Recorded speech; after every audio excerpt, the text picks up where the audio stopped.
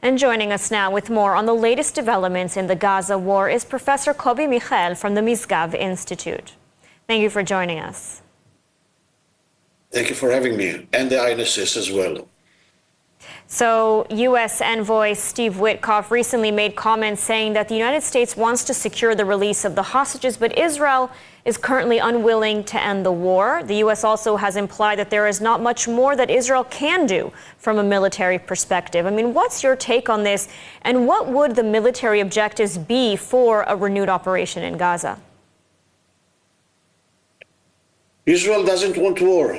Israel wants to fulfill its crucial strategic interests and to end the war, where Hamas is not the sovereign power in the Gaza Strip, an effective sovereign power in the Gaza Strip, and of course releasing all the hostages, the alive and the dead hostages, and changing entirely the security reality in the Gaza Strip in a way that will not enable another threat or attack like October 7th. These are the goals of Israel with regard to the Gaza Strip. If the military pressure that Israel now increases in the Gaza Strip will bring Hamas to comply to Whitcoff proposal, then Israel will stop the military pressure.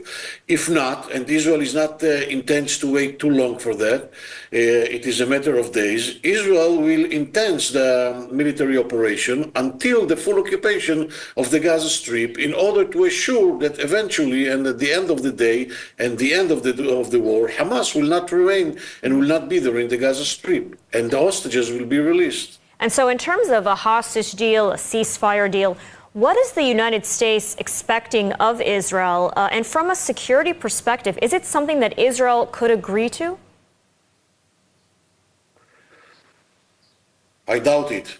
I think that what we see in the last week, or I would say in the last weeks or so, is a sequence of events that signal a very troubling red light for Israel with regard to the American approach, to the American strategy, and the way that the Americans are willing to realize their interests, even on the, I would say, by harming or by hurting the Israeli interests. We saw it when the American administration decided to renew the negotiation with the Iranians with regard to the nuclear weapon.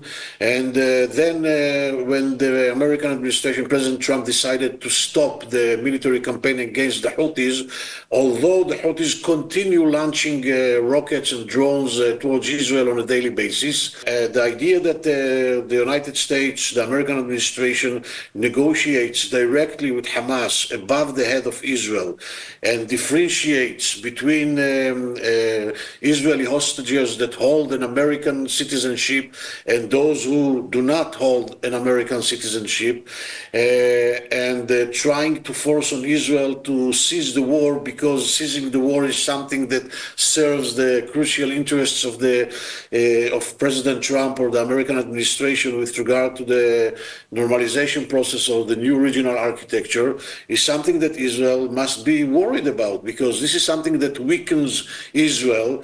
This is something that I would say shakes the relations and the intimacy in these relations between Israel and the United States. And this is something that signals to Hamas and to the other adversaries that Israel has here in the region that this might be the right moment to re-attack Israel, because the United States will not back Israel, or because the relations between both countries are not like the relations that were 3 weeks or a month ago or something like that. All right, Professor Kobi Michael, thank you so much for your insights today. Thank you for having me.